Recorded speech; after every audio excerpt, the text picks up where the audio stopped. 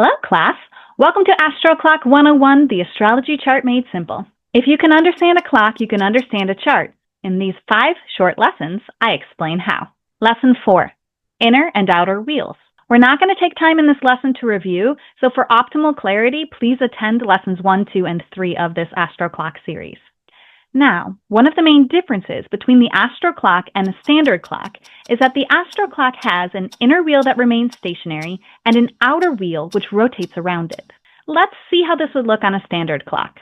First, we'll identify this inner wheel by duplicating the numbers and moving them to the inside wheel. Next, we'll shift the starting point of the outer wheel to 1.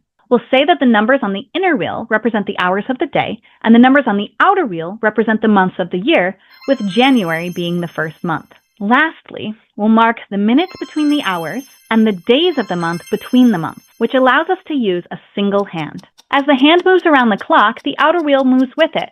So no matter what time of day it is, you also know what day and month it is as well. So 12:30 on January 1st looks like this, and 1 o'clock on January 1st looks like this. On the AstroClock, the inner wheel, just like the outer wheel, starts with the number 1. But the inner wheel does not represent the hours of the day. Instead, it represents the houses of our lives. Each house is ruled by one of the Zodiac signs, relating to the area of our life that sign symbolizes. Rather than having 60 minutes in an hour, like our example, the houses have 30 degrees in each house. Note that rather than being indicated by the Zodiac signs they represent, the houses are numbered 1 through 12, with the numbers representing the Zodiac order.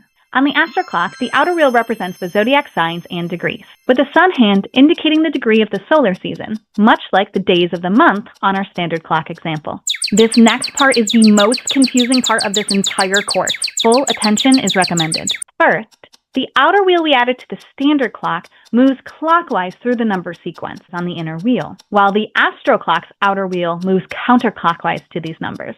But wait, let's go back to the standard clock with no outer wheel and discuss how the hour hand moves.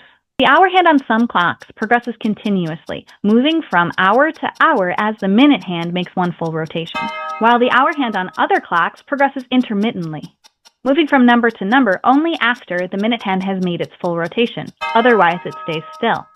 The outer wheel on the AstroClock moves like the hour hand that progresses intermittently rather than continuously. The AstroClock's outer wheel progresses to the next sign approximately every 2.5 hours, as a new zodiac sign appears on the horizon. Now we'll add a hand representing this horizon line. In astrology, this is known as the Ascendant or rising sign, and is marked with the abbreviation AC.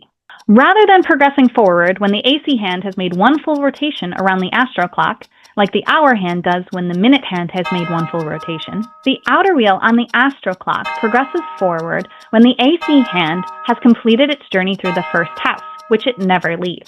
Note, different house systems will change the movements of the AstroClock's inner and outer wheels. For this basic course, I use the whole house system. Let me know in the comments if you want a bonus video showing how the AstroClock's inner and outer wheels move in the equal or the Placidus house systems. Make sure you're following to attend the next lesson, where we'll go over some key design changes to complete our AstroClock. Clocks and charts, the same yet different. Class dismissed.